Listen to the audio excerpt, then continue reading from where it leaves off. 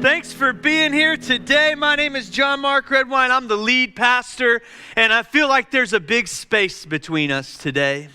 I feel like there's a gap between us today. I'm going to try to close this gap today. I'm just kidding. I'm just really paranoid. If I get excited and you guys just see me disappear, somebody help. Somebody get up and help, okay? Because there's a huge hole right here. It reminds me of a story. This might surprise you, but I went to a school of the arts and was a theater arts major at the School of the Arts. And we were blocking for a stage play one day, and I was in this play, and I had to back up. And we had a big, giant drop-off like this, and I was backing up, and I just went right off. All the way off the stage, dislocated my kneecap. Got it put back together, but was on crutches for some time after that. And a week later, was in a barber shop. And at this barber shop was not just any football coach, but Somerville High School's football coach, John McKissick, who has an ESPN 30 for 30 with his name on it. The winningest football coach of all time and the most important man in Somerville, South Carolina, is sitting in the chair next to me, and he says, "How'd you hurt your knee, son? Playing football? Am I going to see you on my team someday?" I said, "No, sir. I was blocking for a stage play." And that was it. The conversation was over. He had nothing. He did not need to say anything else to me. Just got his flat top and got out of there. So, my name is John Mark. I'm the lead pastor. It's an honor to have you with us here today. I got two quick things I want to share with you. First, Mother's Day is in 2 weeks, and I really want to encourage you to bring your moms out for this because it's going to be a great day. We have a really special teaching that day. We're going to have a panel of women up here to speak on motherhood, and I really believe it is going to bless you. And so get excited, and please bring your moms, bring your friends' moms, bring your mom's moms, bring everybody out for Mother's Day. And I want to let you guys know that the Gathering Church has an app, brand new app. We just launched it. And all you have to do, I learned about this morning. If you open up the camera on your phone and you point it at that picture, I was like, why do we keep having these weird pictures on the screen? A little yellow thing will pop up, and you click on that, and you can download the app right there. This app is the best way to stay connected with our church. You can get information there. You can do connect cards there. You can sign up for things there. You can sign up when we have events or when we have serve projects, baptisms, things like that. We'll all go through there. You can check your kids in through it. You can set up giving through it. All the things. You can watch past sermons and messages. It really is the best way to stay connected with us. It's an awesome app. So go check that out. Download it. Well, today we are continuing the series we began last week on Easter Sunday called Here for You. Here for You. We're looking at the life of King David, and we're talking about how the church, we're here for you. Last week, we talked about David making a place for Mephibosheth at the king's table, and we learned that because of Jesus, each of us has a seat at his table in the kingdom of God and here in his church. You know, we really know that in this season, in this time especially, people are really asking, what is the church here for? And what do we do? And what matters to us? And first and foremost, the church is here to worship God. It's here for him. It's his. It's not about me, but it is about him. But secondly, we really do believe that the reason that God us the church was so that we would have one another. One of our core values here is family is our culture. We strongly believe that one of the great functions of the church is so that you don't have to go through life alone. And that's what we want to talk about today, really, especially, is today's sermon's titled Friends Like Family. And I want to look at the life of King David and talk about what it means to really have life-changing friendships and how we do that.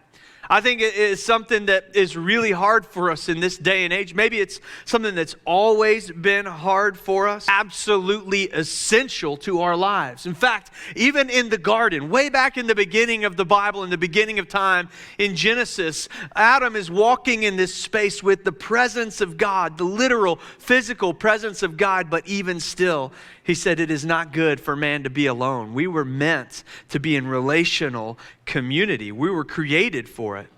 Some of us got closer than ever with a few friends over the last couple years as we narrowed our circles, found our quarantine buddies. Who has quarantine buddies still? Maybe even got to know our neighbors for the first time. Maybe you hit a point in 2020 where you were so bored that you finally talked to that neighbor who lives 3 feet away from your house and made friends with them. Me and my neighbors, we created a fire pit. We weren't allowed to leave our house. Do you guys remember? This was a real thing that just happened. You weren't supposed to leave your property. And so I created a fire pit that was on both of our property lines so that we could hang out. They were on their property safely. We were on ours. But we got to know each other that way. Maybe you made some new friends and built some new community in that season. But for a lot of people, I think more than ever, I became more isolated than ever. It became more and more and more difficult for us to know how to bring our walls down, to bring down barriers, to engage with people. Maybe even for you, you still have kind of like a anxiety when people come around, when people you don't know get near you, when people put out the hand for a handshake. You're like, we don't do that anymore. Get that thing away from me. Put that back. When was the last time you washed your hands? You know, we still have this anxiety in us when it comes to building relationships. And I think it's handicapped us as a culture and as a people because we desperately need one another. But making friends is hard, and it's hard for a few different reasons. First, it's hard because to be friends, you have to be vulnerable, and vulnerability is awkward. Vulnerability is awkward. We have in our culture been conditioned to hide the truth. We've been conditioned to hide what we're really feeling, what's really going on, what's happening beneath the surface. Over generations, we've honed this to an art. When you're feeling down, you make up an excuse to hermit in your room and withdraw from people. One of our first responses when we're going through a difficult season is to push away everybody who could help get us out of it. When you're feeling up, you don't want to celebrate too loudly because you don't want to make anybody feel bad. Or maybe you don't know who to call, or you're worried that if you call somebody else, they won't react the way you want them to and the pressure's too high. And so we celebrate alone. And then there's the matter of actually getting to know people, getting to know people's story, giving people the opportunity to tell their story and having the opportunity to tell yours. Maybe you have something in your story that is defining to who you are, that really makes who you are who you are. Maybe you have a history of depression, but right now, you've never been in a better place. You've never felt more joy for life. And how can somebody actually know you without knowing that thing about you? But when the heck do you bring that up? When's the right time to have that conversation? How do you talk about going through a lifetime-defining loss without killing the vibe and making people feel weird? I mean, what do you do when you want to talk about the divorce that you went through and the custody battle and how all of it marked you and changed you as a person? But when's the right time when you're meeting someone new to have that conversation, to bring it up, to tell them about it? Maybe the last real friendship that you made was back in college because you would sit up all night having conversations in the dorm room and building vulnerability with one another, having the opportunity to share with one another when it's 1 a.m. and you should have been studying, but instead you're sitting around talking about your lives together. And maybe those are still 18, 20 years later, the only friends that you still really think know who you are. As an adult who has kids and bedtimes and is always rushing around from one place to the next, when is it the right time to open up to somebody? When do you have that opportunity? Another reason why friendship is hard is because our hearts aren't right. I think most of the time we want to blame the difficulty we have in forming real relationships either on other people or on our circumstances. Across the street from my house, my neighbor has the most beautiful lawn you've ever seen in your entire life.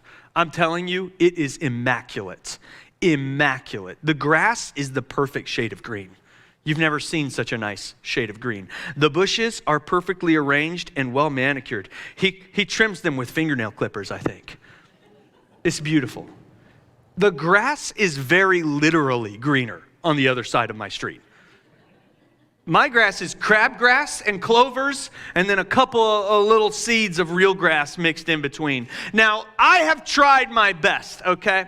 I'm out there, I've bought seed before and I've spreaded the seed. I don't know when you're supposed to do it or how to do it. I've just done it. I get out there. I've seen people with like the green thing that you push. I put it in like a satchel and spread it like I'm in a movie. I'm just like scattering grass all over the yard. I've put fertilizer down. I've tried that. I put weed killer down. I've got moles in my yard. I want to blame those daggum moles. They tear it all to pieces. There's just mole holes everywhere. And so I go outside and do the mole dance. I step on them, stomp around, move around, get all those molehills flattened out. And there's all these reasons why my yard doesn't look as nice as my neighbor's yard. But I'll tell you that the real reason is because my neighbor does the work a lot more than I do.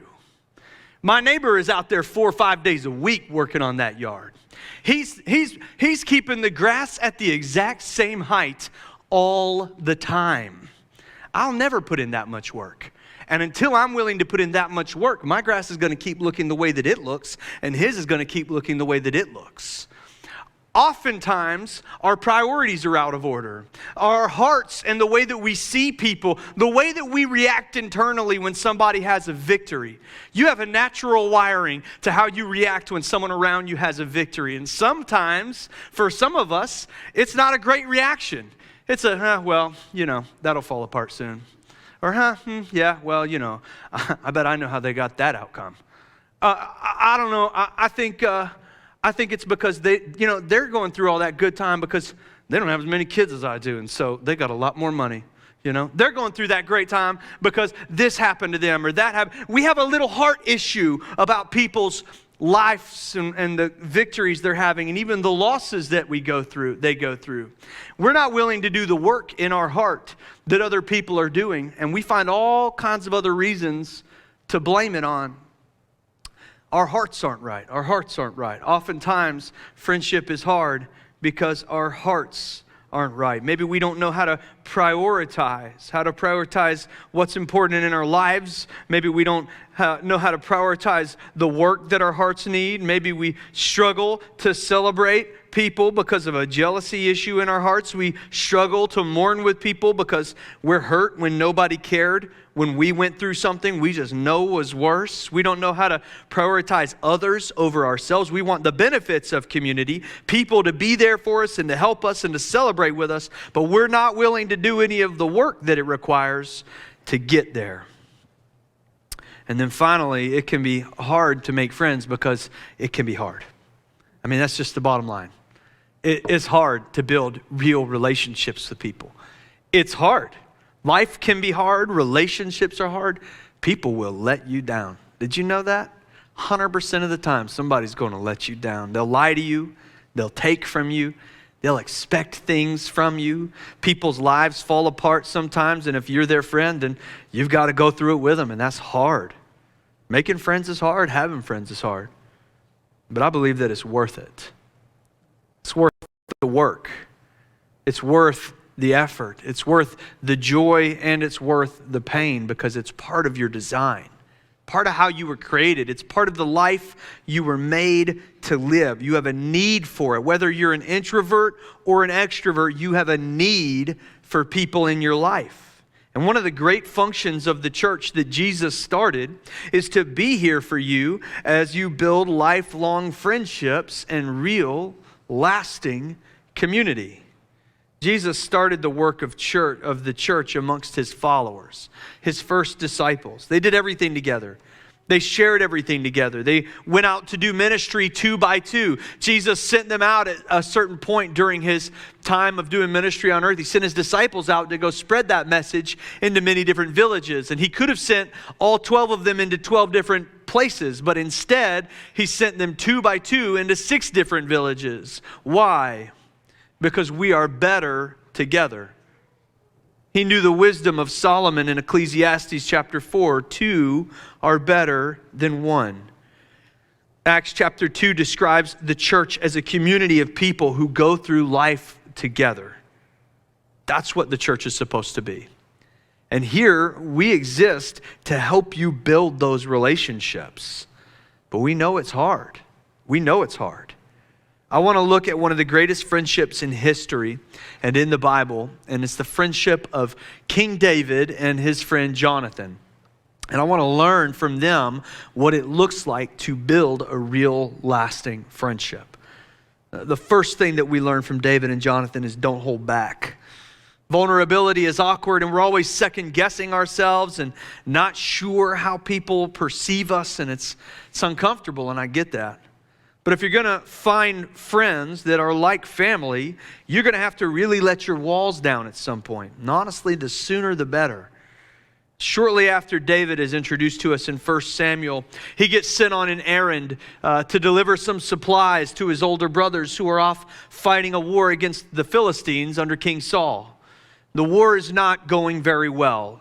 Israel is on one side of a valley and the Philistines are on the other side of the valley. And the Philistines have issued a challenge, a common challenge during wartime in that era. And that was for each side to pick a champion who would fight against one another in place of a big gory battle. And whoever won this fight would be, their side would be declared the winner of that battle. It was a cool tradition. Brad Pitt did it once in the movie Troy. And so this is a great way to save lives and prevent bloodshed, and it's good if you have a good champion. But Israel did not have anyone who could compete with Goliath. Goliath was the guy the Philistines had. He was this 9-foot-tall behemoth of a man. He was huge. He was mean. He got out there and taunted the Israelites every day. And they were all looking at this guy thinking, oh, I ain't going to fight him. Are you going to fight him? Heck no, I ain't going to fight him. King David shows up and he sees what's going on. He's not the king at this point. He's a boy. And the boy David, who was a shepherd, who had been anointed king, but was a long way off from walking into that kingship, he sees Goliath in the valley mocking the people of God and says, why isn't anybody knocking this chump out? Why isn't anybody doing anything about this? And so Goliath and David face off. David says, I'll do it. And they're all like, all right, man, good luck. But best of luck to you. Goodbye. And David goes down. They tried to give him the king's armor, and it was all like big and loose. And so he took that off. And he goes down there with a slingshot, knocks my guy out with a slingshot. Goliath falls down, and David grabs his giant sword and drags it over and kapow, decapitates the guy. It gets violent real fast. So, David has cut off the giant's head. We're in 1 Samuel chapter 17, verse 57. We pick up the story. As soon as David returned from killing the Philistine, Abner took him and brought him before Saul. Saul was the king, with David still holding the Philistine's head. Gross. Whose son are you, young man? Saul asked him. And David said, I am the son of your servant Jesse of Bethlehem. After David had finished talking with Saul, so you see what's going on here, right? You're following. We had the big battle scene. We had the awesome David and Goliath. He throws the slingshot. Goliath's down, cuts his head off, takes it up. He's holding the head, and he gives it to the king. It's super weird. And then the king is asking him about himself. And after that moment, or sometime during that moment, maybe while he's waiting to talk to the king, or right afterwards, the king's son is there. And the king's son's name is Jonathan. And Jonathan meets David for the first time. But they connected.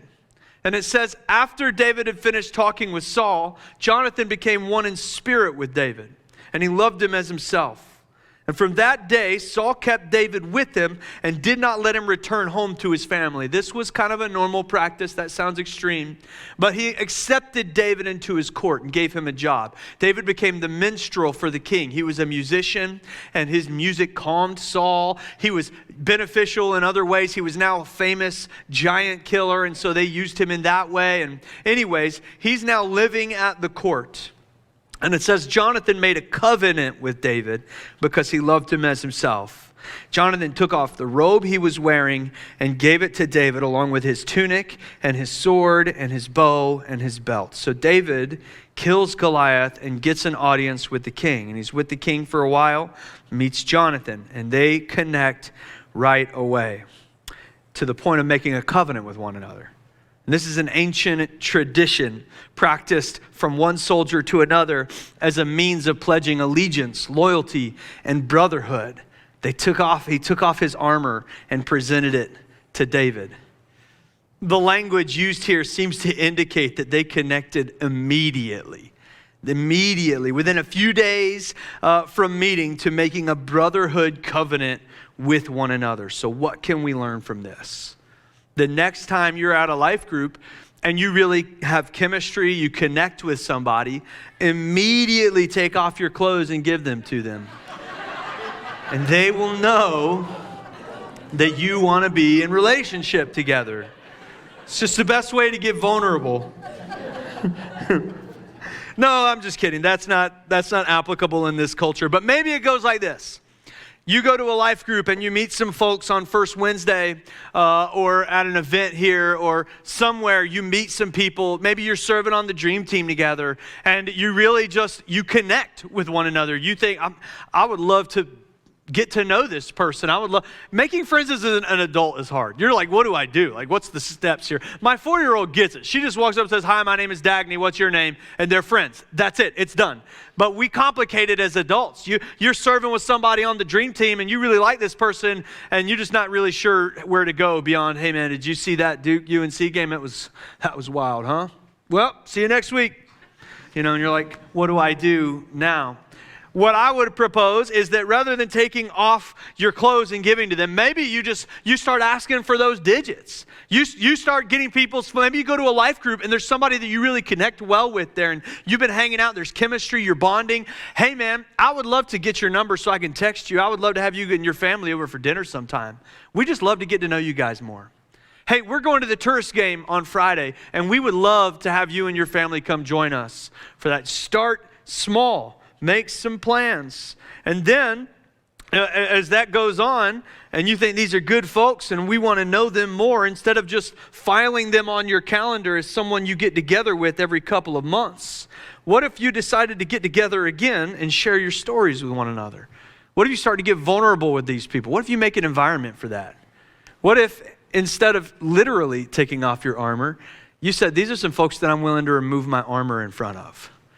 Why don't you guys come over one night? Let's get sitters and go out one night and sit around. And I'd just love to share about my life with you. Tell you who I am. I'd love to hear who you are. I'd love to know more about what makes you you. And start asking deeper questions. Get vulnerable.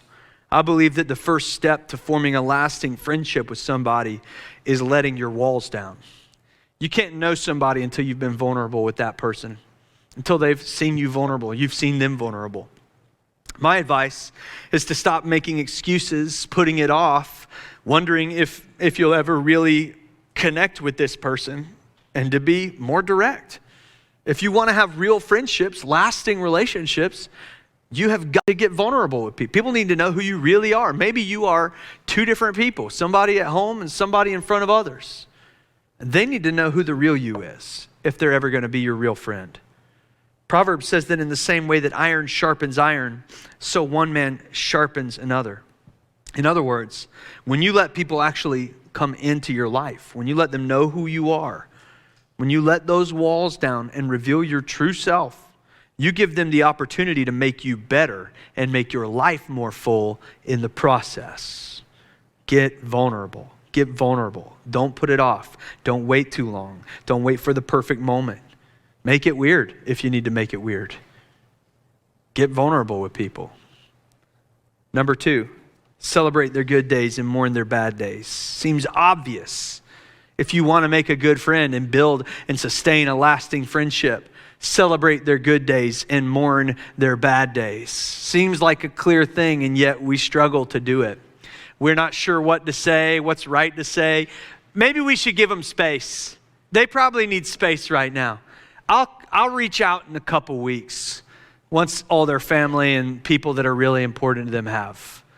I should give them space. Maybe they want to celebrate with somebody. Maybe I'm not the right person to text them or to invite them out for a celebration dinner because they probably have people more important than me. Have you ever said these things in your head? Has this thought ever crossed your mind? You don't know what to do when somebody's mourning. You don't know what to do when somebody's celebrating, so you keep distant. If you keep distant on these big important days in somebody's life, you will never have close friends. You'll never be that person who has access on those important days if you don't just take access sometimes. As people, I think we have a tendency to see the world through a very narrow lens. I want to talk about David and Saul for a moment. Saul loves David right when he meets him. He thinks this guy is great. He saved us from the Philistine. He's a great warrior. He's brave. He's full of faith. He's a great musician. Saul knew that there was something special about David. He liked having him around. And David would play music for Saul that would calm him down, help him rest. Saul gave David responsibility and opportunities in his kingdom. Eventually, beyond just playing music, Saul gave him command over some of his armies. And it says in verse 5 that whatever mission Saul sent David on, David was so successful that Saul gave him a high rank in the army. And this pleased all the troops and Saul's officers as well. He was friends with the king. He was favored by the king. And things are good with the king. But then, verse 6, when the men were returning home after David had killed the Philistine, the women came out from all the towns of Israel to meet King Saul with singing and dancing and joyful songs with timbrels and lyres. And as they danced, they sang, Saul has slain his thousands and David his tens of thousands. And Saul was very angry. This refrain displeased him greatly. They have credited David with tens of thousands, he thought, but me with only thousands? What more can he get but the kingdom? And from that time on, Saul kept a close eye, but had the greatest victory that he had ever had. This amazing moment of celebration. And the whole country is celebrating with him. Nobody was willing to step up and fight this giant, but David did it. What a moment for him. And Saul is celebrating with him and he's excited for him until he realizes all the attention is on David instead of himself. And at that moment, something in his heart changes towards David forever. He would never think of David again in the same way. It says, verse next day, an evil spirit from God came forcefully on Saul. He was prophesying in his house while David was playing the lyre as he usually did. And Saul had a spear in his hand and he hurled it, saying to himself, I'll pin David to the wall. But David eluded him twice. So we go from Saul saying, I love this guy. I want him in my court. You're coming to live with me at the palace. You're going to eat at my table. You are one of my people. I'm going to give you command over my armies. I'm blessing you because you are good, dude. I like this guy, David. Your victories are my victories. At the end of this passage, Saul is literally throwing spears at him that David is having to elude. What happened? Where's the change? It was jealousy. David had been given the life that Saul wanted and Saul hated him for it. And I wonder if you can relate to Saul. I wonder if you've ever had a friend and it just felt like everything went right for them all the time. Like they just kept living your dream, getting what you want, having the stars aligned for them. And so over time, you begin to resent them. Maybe you celebrate them to their face, but behind their back, it's a different story. In your heart, it's a different story. That was Saul's reaction. But Jonathan knew that David was meant to take his place as the heir to the throne. Do you understand that Jonathan was next in line to be king? But he became aware at some point during this time that David had been anointed to be king. And he was okay with it. He still loved him like a brother. He still celebrated with him. See, I believe it's possible to care about people's victories instead of living in competition with them. Jonathan proves that. And if you want to build a real relationship, this is some of the work that has to happen in your hearts. In chapter 20, he does everything that he can. Jonathan does everything that he can to help David figure out if Saul is going to kill him again. He's David's man on the inside. David is in hiding, and he's trying to figure it out. He's still kind of in the palace, kind of not. And Jonathan wants to know if Saul is really, he doesn't want to believe that his dad is actually trying to kill David. So he goes to figure it out. And they make a plan for David to miss an important feast and for Jonathan to see how the king reacts. And Saul reacted with rage because he had planned to kill David at the feast. And when Jonathan called Saul out on it, he said this, Saul's anger flared up at Jonathan and he said to him, you son of a perverse and rebellious woman. Don't I know that you have sided with the son of Jesse to your own shame and to the shame of the mother who bore you?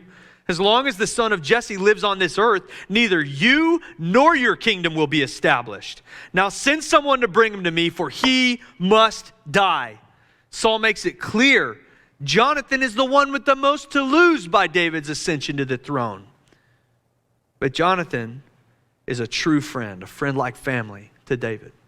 He's not concerned about what he's going to lose. He's concerned about his friend. He tells David everything that happened, and they mourned together. There was a servant boy there, and it said, after the boy had gone, David got up from the south side of the stone and bowed down before Jonathan 3 times with his face to the ground. And they kissed each other and wept together. But David wept the most.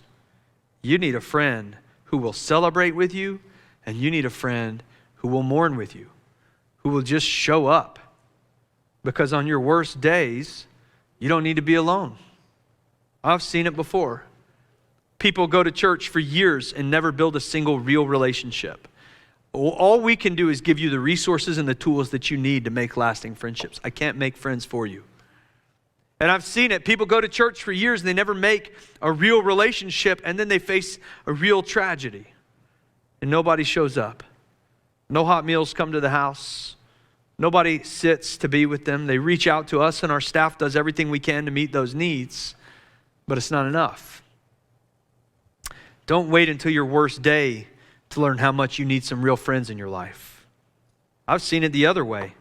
When somebody goes through a loss and their community steps up and medical bills get paid and meals show up for months, and there's always someone there to listen, to cry with you, to sit there. And sometimes the best thing you can do is just show up and sit there. When you have a friend in need, don't be thinking there's somebody else that can show up for them. Just show up. Show up. You'll either be invited in or they'll appreciate the gesture. They're not going to be mad that you came. It's not hard to be there to celebrate people and mourn with them. When life is good, just be happy for them. Celebrate. Bring them a little something, Bring them a bucket of chicken to tell them, hey, I was thinking about you today. Nothing says love like chicken. When it's bad, don't worry about saying or doing the right thing. Just show up. Bring them a bucket of chicken to say, I'm so sorry that you're going through this, but nothing helps more than chicken. You just got to show up, and that's enough. If you want to have real friends, you got to start showing up for people. You can't expect people to show up for you if you're not showing up for them. Celebrate people's wins, mourn their losses, and then finally, help each other find strength. Help each other find strength. After Jonathan warns David and they mourn together, David goes on the run. He's on the lam. He's now a wanted man. The king wants him dead. And he's going around and living in different caves, from cave to cave to cave. He's building kind of an army that's supporting him, helping him, protecting him.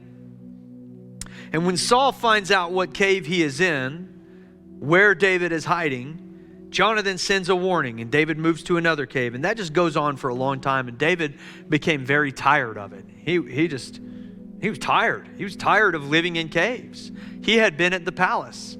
And before the palace, he had a pretty good life as a shepherd. He doesn't want to live this way.